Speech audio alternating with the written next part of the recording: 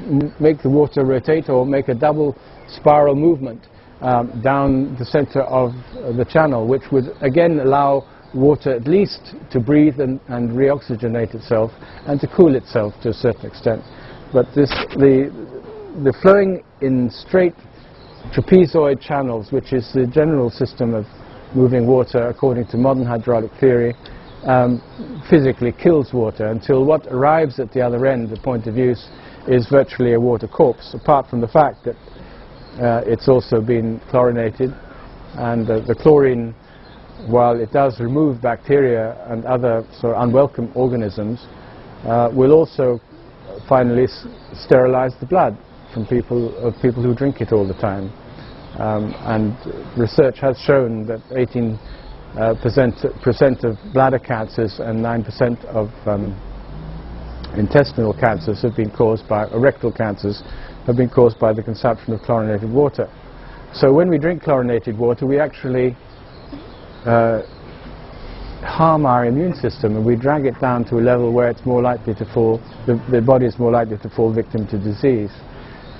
So it's very important to begin to employ systems or to convert existing systems into ways of moving water which follows the law of governing the flow of water, takes temperature into consideration, takes the alternating, pulsating movement of water into consideration, because this is a substance which is a living substance, and it cannot impart life unless it is itself alive. So as something alive, we have to make sure that whatever system and whatever materials we choose to reticulate it allows water to breathe.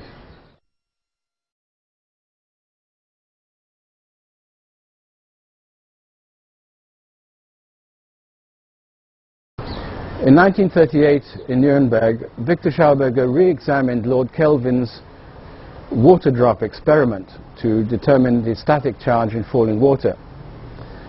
Viktor wanted to demonstrate that water does, in its falling, generate charges. This is a device. The arrangement of it was first designed by Lord Kelvin about 1880-85. And he called it his influence machine because it demonstrated the influences of fields, in this instance static fields and positive and negative fields. Water is supplied through this vertical pipe here, splits, and then comes down, pointing downwards, and ends up with a very, very fine, the finest hypodermic needle at the end, so that the water jet coming out of this is as fine a jet as you can get. Inside this cylinder is a cylinder of brass in order to collect the charge which is falling from here. So this cylinder is coated on the outside with paraffin wax to isolate it, so that the charge doesn't leak outwards from it. This is the same cylinder,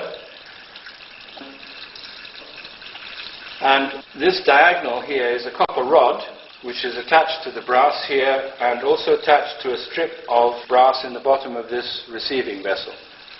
So the charge here is the same as the charge here, and when the water falls through, it generates either a positive or negative charge here, and the charge is reversed by the time it hits the bottom.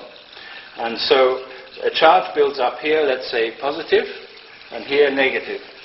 And according to Kelvin, the build-up of the charge is unlimited. And over each of these, or between all this arrangement, you get a negative static field builds up on this side, and a positive static field builds up on this side, which can theoretically go to infinity.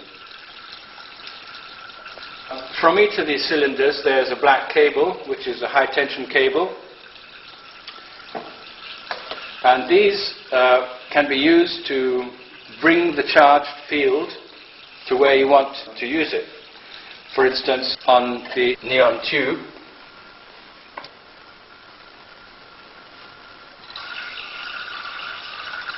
and on the electroscope to demonstrate the charge in falling water. The charge is transferred to the inside of this, causing the foils of the electroscope to flap.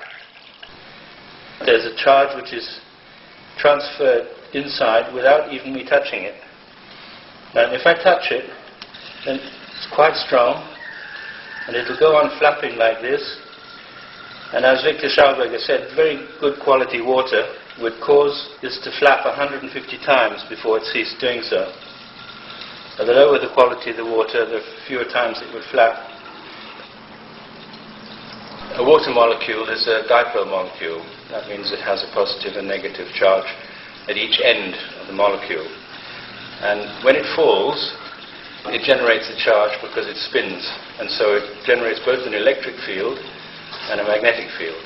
And this is why, with a fall distance of maybe 2 kilometers or a kilometer, when rain falls onto the ground, it comes with an enormous charge in it. And this charge is imparted directly into the plant when the rain hits the plant's leaves, which is why rainfall is much more productive than irrigation water. These very small, thin jets of water falling out of these hypodermic needles generates a charge. It's really a small thunderstorm, this machine,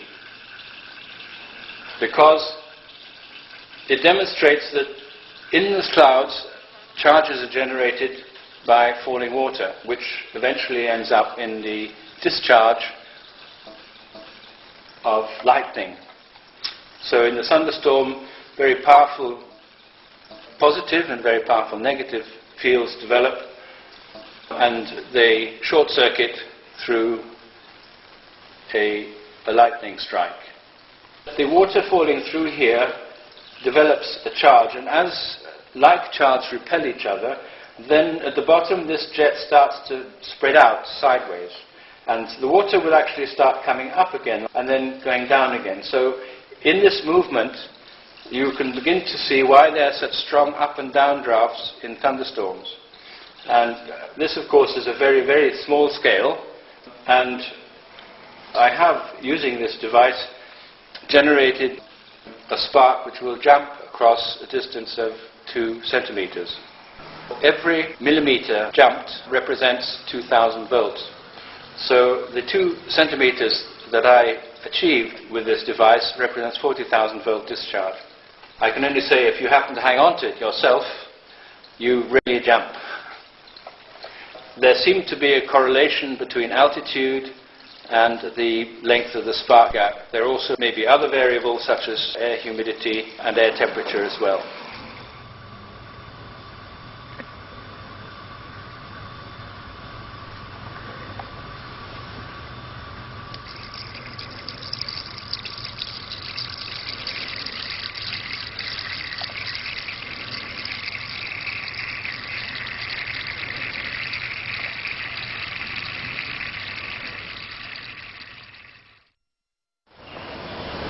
The idea is to create an implosive turbine where the water is moved from the outside inwards instead of the inside outwards, which is what's happening with all conventional propellers.